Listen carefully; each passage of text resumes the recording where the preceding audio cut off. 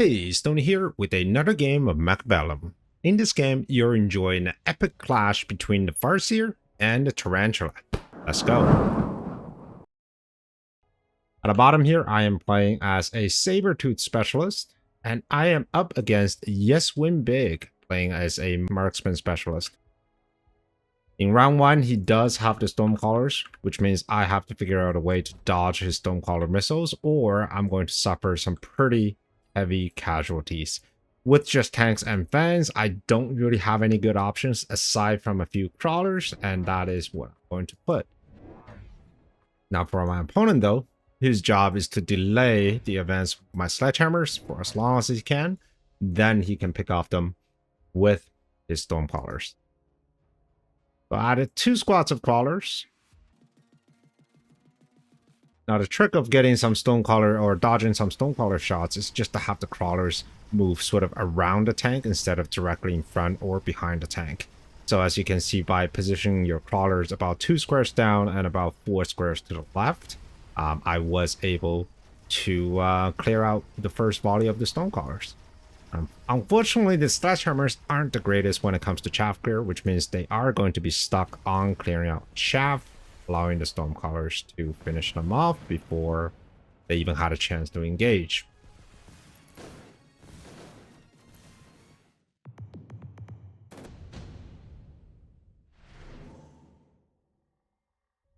In round 2, we got some reinforcement cards, and very quickly we picked our choice. My opponent picked the haste module and put it onto the orange man because he is a marksman specialist, and I have added the nano repair on my Sabertooth. Both are very logical decisions.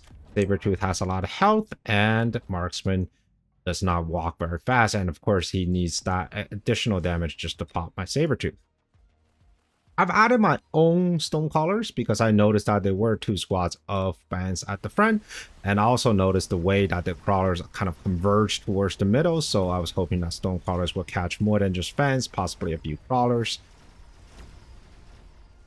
And in addition to just clearing out that frontal fangs, the Stormcallers are also decent at chaff clear, so they will supplement the rest of my sledgehammer line in clear out chaff, allowing my units to go a little bit further. I think I'm doing a little bit better this round, but the marksman is on Sabertooth, and can the Sabertooth pop one more shot? And it can. And that exchange ended in mutually assured destruction. Fortunately, I do have my Stonecallers left over, and his Stonecallers are still busy trying to take out my sledgehammers, which means I might end up with a Stonecaller face-off. So...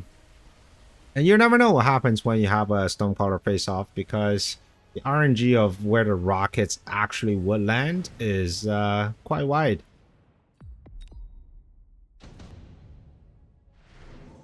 Round 3 reinforcement cards. Another haste module is offered, and I was the one picking the haste module this time, and my opponent took the smoke. His goal was just to stop my Stonecallers to do the damage, and lucky for him, I believe I was not prepared to put down the shield, not at least not in this round. So whenever you're in a Stonecaller mirror matchup, whoever puts down the shield first is going to be at a slight disadvantage because the Stormcallers themselves are just so good at destroying that shield. So it's a very wise decision from my opponent. Not only he added the smoke right there in the center, he also added a squad of crawlers. So what it does is it's going to pull my unit towards the smoke, and once they're in the smoke, they're going to have to move their way out of the smoke in order to get the full range of their damage. All right, looking at the board here, I did add 2 more squads of Stormcallers, and my opponent added even more chaff and an additional marksman. Now, I don't really mind the Stormcallers coming into the smoke. Well, first of all, most of them are not really in the smoke, and the units that are in the smoke, they weren't really hitting anything anyways, and they needed to get closer to my opponent's Stonecaller. So I really didn't mind the smoke that much with my sledgehammers. Now, what I do mind, though, is these crawlers at the corner just gnawing away at my Stonecallers, and these 5 fans are just desperately trying to get rid of them. Fortunately, my Stonecallers are now on target with his Stormcallers, but after the crawlers come forward, I wasn't able to close the deal.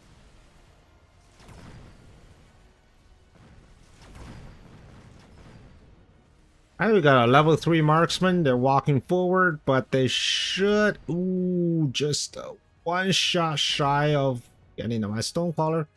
And, wow.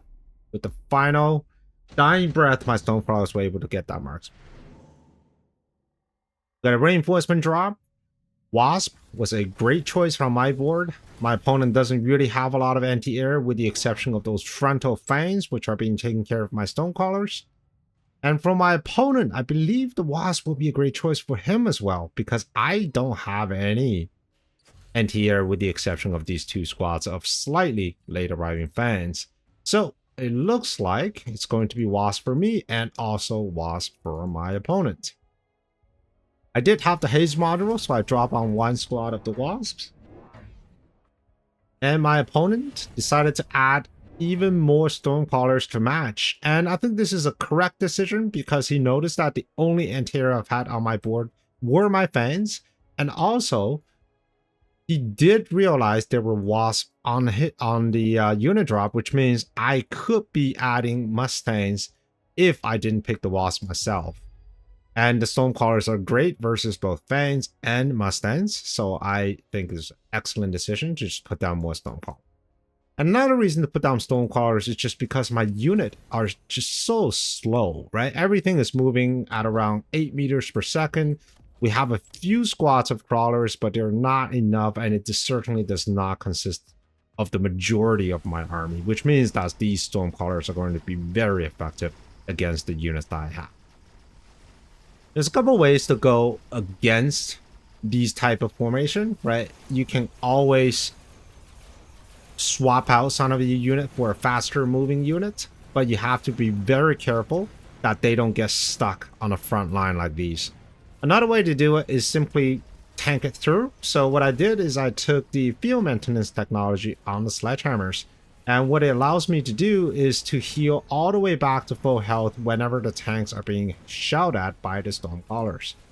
And with the nano repair and the field maintenance on my tanks, they were able to stay alive just a bit longer, despite the fact that my opponent has now a total of 5 squads of Stonecrawlers.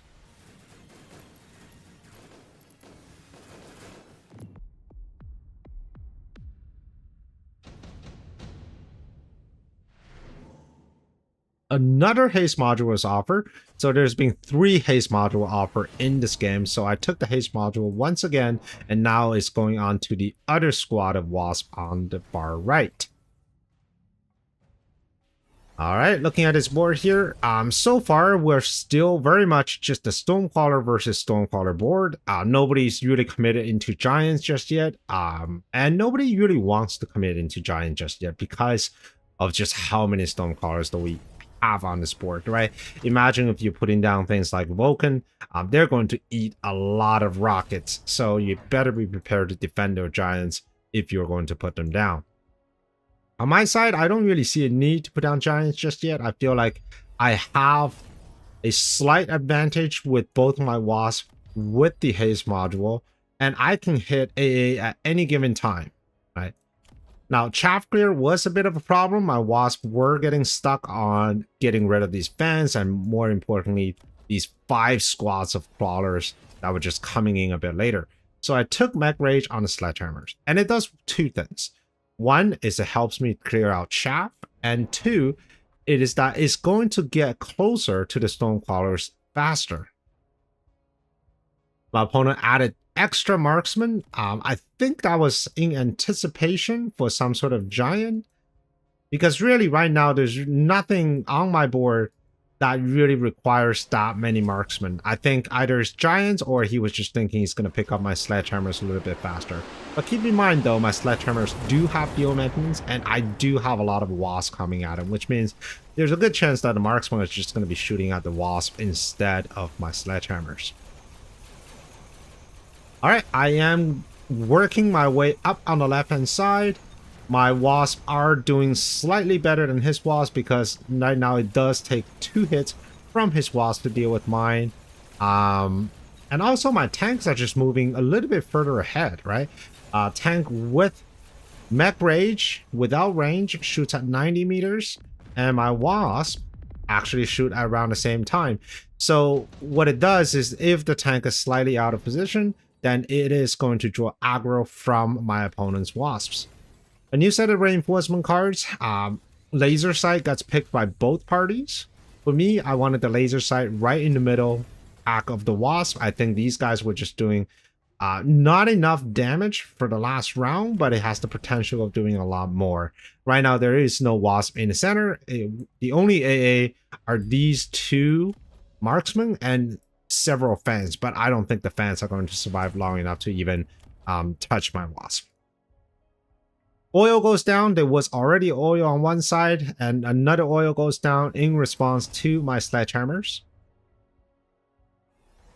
I sold the Sabertooth because I realized it really wasn't playing that important of a role. Right now, this is just mostly chaff, and the Sabertooth was just not fulfilling its destiny.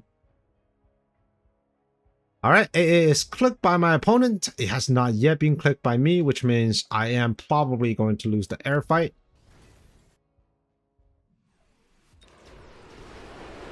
Alright, so let the fight begin. So no AA on my side. And let's watch how this wasp behaves. Now, I might get lucky if my sledgehammers can run in front of the wasp, but by the looks of it, it doesn't look like it's going to happen. Maybe my only saving grace is these level 2 wasp with laser sight.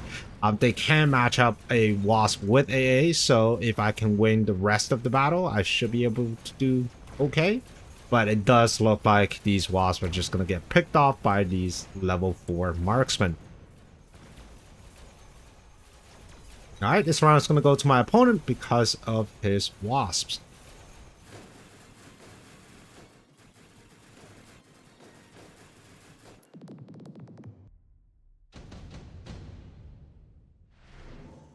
Alright, going to round 7. Vulcan is being offered. I think Vulcan's a great card, but so is Farseer. And with Wasp already on the board, I think Farseer will be an even better choice. On the ground, I don't think I have a big problem with chaff clear. I think my mech rage tanks are doing just fine getting rid of ground chaff, but it is what's in the air that concerns me. These wasps are now out-leveling my wasp, and because they have AA, I needed something to answer them directly. My opponent decided to take the level 3 Tarantulas.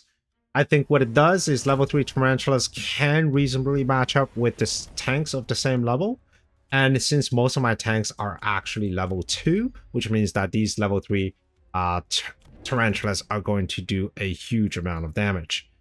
On my side, I don't have a lot of units that can do damage. I have fewer Stormcrawlers, and I also don't have as robust of an army when it comes to chaff. So that's something I need to fix later on. But for now, I think I am just trying to solve the air problem with these ranged Farseers.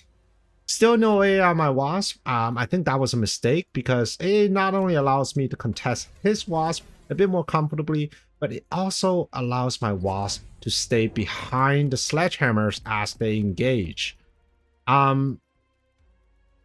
Yeah, so this is a bit of a blunder for me. I did took loose, realizing that my opponent's only chaff clear was these Stonecrawlers. I didn't know he took the Tarantula just yet, but loose also works really well against Tarantulas. Now let's see how this Farseer do against these walls.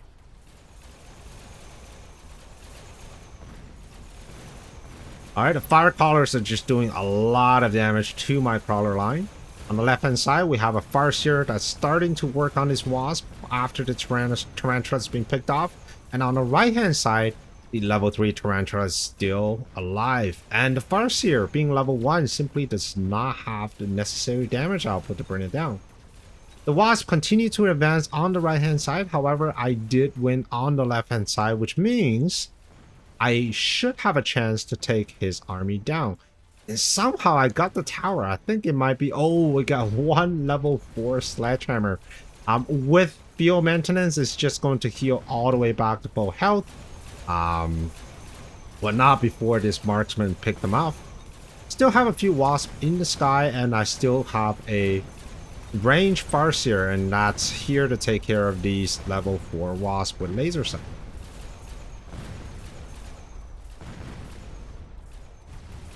So now the game becomes this very interesting dynamic where the Farseer is great against the wasp, but kind of terrible against tarantulas. It just does not have the damage output.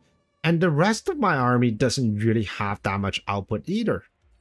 Assault Scorpion is being offered. I think Assault Scorpion is going to be a great card for me. My opponent decided to take Rapid Cooling. The Rapid Cooling card allows his oil to go off cooldown a lot faster, and he also has the smoke, so it's a great value card for him. I didn't actually take the Assault Scorpion, which I thought was a mistake because it was just so good against these Tarantula. I think the reason I was a little concerned of taking the Assault Scorpion was due to these numerous Stormcallers, because they aren't really great being a larger unit against the Stormcallers, and I wanted to use that to my advantage, therefore adding 2 more Stormcallers of my own. So now we're at equal Stormcaller numbers for both sides of the board. And what that means is that the Stormcallers are going to be quite busy getting these Tarantulas, whereas the Farseer are going to get quite busy taking down the Wasp. But once the smoke clears, there's going to be a showdown between the Farseers and the Tarantulas. Alright, so let's see how the battle goes. The oil really does a lot for my opponent, and with me not having the fire callers on my own, I think, yeah, just the lack of chaff is causing a whole lot of problems. Now, the good thing is that Farseer can shoot pretty darn far, and with my later arriving fans, I would still be able to tank some of the damage. And my level 2 Stonecallers are just dishing in the damage, getting multiple Tarantulas. But with no anti-air whatsoever, my opponent is going to win round 8. And so far has been an extremely close game, with me slightly ahead in HP, but that's going to change very quickly.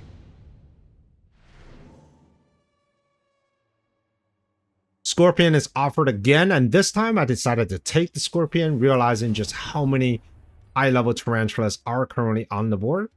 My opponent also decided to take the Scorpion. I think that was a good choice because of my Sledgehammers. Alright, so now we have Mech Rage on these high-level Tarantulas. This is a tech that we don't usually see with the Tarantulas. I think whenever you're hitting Mech Rage, then you're saying that I'm going to use Tarantula as my main carry. Because right now he doesn't really need Mech Rage if his purpose is just chaff free. Maybe he was slightly concerned about my crawlers because they do have loose, and Mech Rage does help clear the crawlers a little bit faster. My opponent took Launcher Overload because he already has the Firestorm, so the more fire he can set up, the more damage potentially he can do to my side of the board. Also, Firestorm does help them dodge the Stormcallers a little better. Now the Stormcallers are moving at 11 meters per second. Alright, looking at my side of the board, I added 2 more Farseers. Just completely wanted to shut down these level 5 Wasp laser sight, and now level 6. They're just getting a little bit too scary for me. The Scorpions are positioned in front of the Tarantula, where the Tarantulas concentrate, and hopefully I'll be able to get a few of them this round. My loose crawlers on the side are currently causing a lot of problems. It's forcing my opponent to do double missile every single round. And the reason they're causing a lot of problems is because, well, if they get on the Stormcallers, their Stormcaller buddies are just going to fire at it, causing a fire. Alright, Scorpions are not doing work, but I don't think they're doing enough work because we still have Tarantulas on the board. And Farseer trying to get through, trying to get these Wasp, and fortunately I was able to get the Wasp on the left hand side, but I'm not sure this Farseer is going to survive long enough to get all the way to the other side. Well, hold that thought. That Farseer did just pick up that marksman and now is heading over towards the tower.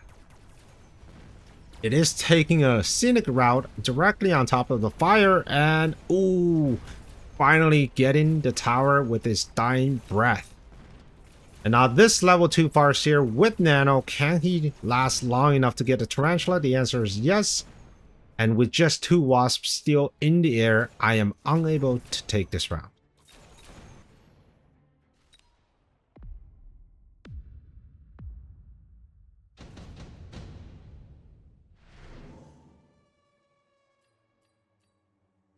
All right, another haste module. We have 4 haste modules this game, and I think they're like just really want to give us haste module. So haste module is what I took. I think for my opponent, he took another smoke. Makes a lot of sense because he has rapid cooling, which means all of his ability are just going to be off cooldown a lot faster. This is a great setup for my opponent. So anytime you're getting like additional abilities and you offer rapid cooling, I think it's definitely worth your while. Now, knowing that he has double smoke, I decided to quadruple shield because I really don't want my stone crawlers to be fighting under the smoke this late stage in the game. If anything, I mean, this could be the final round, right? All right, so now my Farseers are just getting a bit more levels, but not as many levels as my opponent's Tarantula. And that will always be a problem because a equal level Farseer does not kill a equal level Tarantula effectively. We need to be 1 level ahead.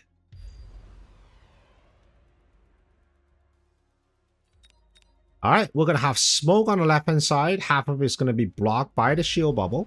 I've also added anti-missile devices just to deal with the launcher overload fire callers. Now, it is not going to catch every single missile, but it is going to catch some of them, which means there's going to be less fire on my side of the board. My opponent decided to take Spider Mine. It's an excellent choice because of these high-level Tarantulas, and the Spider Mine themselves are extremely tanky. And another thing with the great about Spider Mines is it's going to draw fire from my Farseer, which allows his Wasp to survive a little bit longer. When you have triple tech Tarantulas this late into the game and they're leveled, I think it could really be a great choice. Now my Tarantulas are trying their hardest to get rid of these Wasps, but it's just a little bit. It's just not doing just enough damage.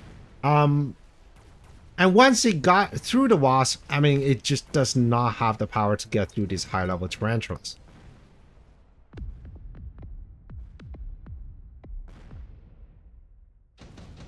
All right, that was a great round for my opponent, and we're getting down to the wire here. Now, because my opponent took Spider-Man, I thought, hey, this might be the chance for me to get level 2 hackers with range. And one, I'm going to catch some of his Spider-Mines and eliminating some of that chaff, right? So all his crawlers and Spider-Mines just to converge into that spot. And then 2, once the chaff line clears, I might be able to get some of his Tarantulas. If I can disrupt his formation by stealing some of his Tarantulas, I might be able to push through and also allowing my Farseer to do a bit more damage. So I double tapped my hackers. I took enhanced control and range. And my opponent decided to shield up and also adding 5 anti-missile devices. 1 for every Stormcaller of mine. And again, those aren't going to catch all the rockets because I also took launcher overload. But it is going to help tremendously because my Stormcaller was a huge part of my chaff clear. If I'm not able to clear out the chaff, that means my hackers are going to be stuck trying to convert fans or crawlers instead of the Tarantulas. All right, both sides are getting temp range. Now, I did run out of money and I didn't have enough for temp speed. Not that I really need temp speed. I think I am more on the defensive side where my opponent is trying to really push in with his Tarantulas. And just now, as you can see right there in the middle, we had a Spider Mine being converted to my side, and it took down about 5 other Spider Mines within its proximity. So it's a very effective tactic to have range hackers when you're against Tarantula. I was actually talking to Dzemp the other day, and he said while he's not an expert at using hackers, but almost every time whenever he sees Tarantula, that is something that he will want to pick. Now, normally my board would have stabilized if this fire didn't exist, but unfortunately this fire did happen and he is going to come to get my tower, and my level 1 level 3 Farseer is just not going to cut it. So great game by my opponents, great use of these high level tarantulas, and also suppression with the fire collars. So far I haven't really been able to use the Farseer effectively as a carry unit. I think for 300 they simply just aren't doing enough. Range, Farseer, yes, it sounds very good on paper. They have decent splash, but as you can see onto this board, they're just not doing enough for for something that costs 300. I could have gotten more scorpions, which would have done just as well, both chaff clear and also in dealing with tarantulas. I could have gotten typhoons. I could have gotten more hackers. So let me know what you think about this Farseer. Are you finding success? And if so, how are you playing them? Well, I hope you enjoyed this game. And if you want to see another one, here it is. And I hope to see you on the next one. Prepare your tactics. Mechabellum's calling. Deploy